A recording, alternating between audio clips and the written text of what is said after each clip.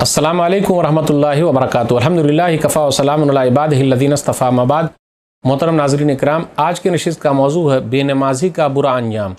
देख लीजिए, कुछ लोग ऐसे हैं जो रोज़े से तो हैं लेकिन वो नमाज ही नहीं पढ़ते। मेरे भाइयों, रोज़े से पहले नमाज है, नमाज का एहतमाम ज़रूरी है। नमाज किसी भी हालत में माफ़ नहीं, जंग की हालत में माफ़ नहीं, सफ़र में माफ़ नहीं है, तो क्या रोज़े की हालत में माफ़ हो जाएगी? तो कुछ भाई को आप देखिएगा माशाअल्लाह अच्छे रोज़ेदार है लेकिन नमाज ही नहीं पढ़ते। मेरे भाइयों, पहले नमाज फिर रोज़ा। वाक़िमुस्सलाह वला तकूनु मिनल मुशरिकीन, सूरह रूम सूरह नंबर 30 आयत नंबर 31। नमाज कायम करो और मुशरिकों में से ना हो जाओ। बेनमाजी का बुरा अंजाम। मा सलकाकुम फ़ी सक़र क़ालू लम नकु मिनल मुसल्लीन, सूरह मुद्दस्सिर सूरह नंबर 74 आयत नंबर 42 और 43 है। तुम जहन्नम में क्यों चले आए? तो वो लोग कहेंगे कि हम नमाज ही नहीं पढ़ते थे। तो मेरे भाइयों, नमाज सबसे अहम है। कल क़यामत के दिन अल्लाह ताला अपने बंदे से जो हिसाब व किताब लेगा, अपने हक़ के बारे में जो पूछेगा, वो नमाज है। सुनन तिरमिज़ी किताबुस्सलाह हदीस नंबर 413, इन्ना अव्वला मा युहासबु बिहिल अब्दु यौमल क़ियामा मिन अमलिही सलातु फ़इन सलुहत फ़क़द अफ़लह व अंजह व इन फ़सदत फ़क़द ख़ाब व ख़सिरा। पहला सवाल बंदे से क़यामत के दिन उनके अमल में से नमाज के बारे में होगा, रोज़े के बारे में नहीं होगा, नमाज के बारे में होगा। अगर नमाज सही तो सब सही, वो कामयाब हो जाएगा। अगर नमाज में कमी रही तो वो नाकाम व नामुराद हो जाएगा। याद रखिएगा, शिर्क, कुफ्र और बंदे के दरमियान फ़र्क करने वाली चीज़ नमाज है।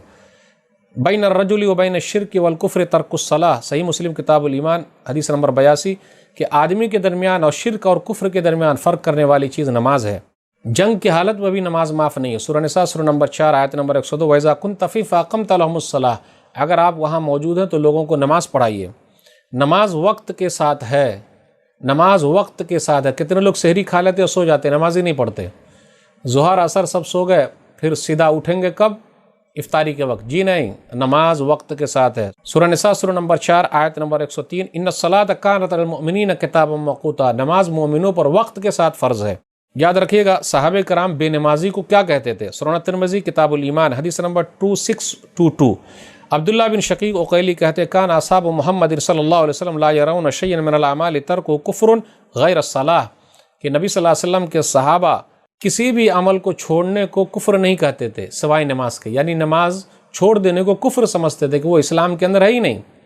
कितने लोग हैं देख लीजिए, अपने इस्लाम को चेक कर लीजिए।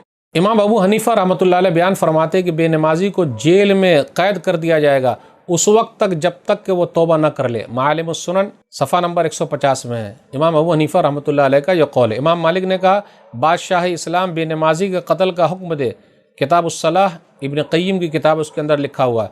इमाम शाफ़ई के बारे में बेनमाजी वाजिबुल क़त्ल है, शरह सुन्ना के अंदर है, इमाम बग़वी रहमतुल्लाह अलैह ने ज़िक्र किया है।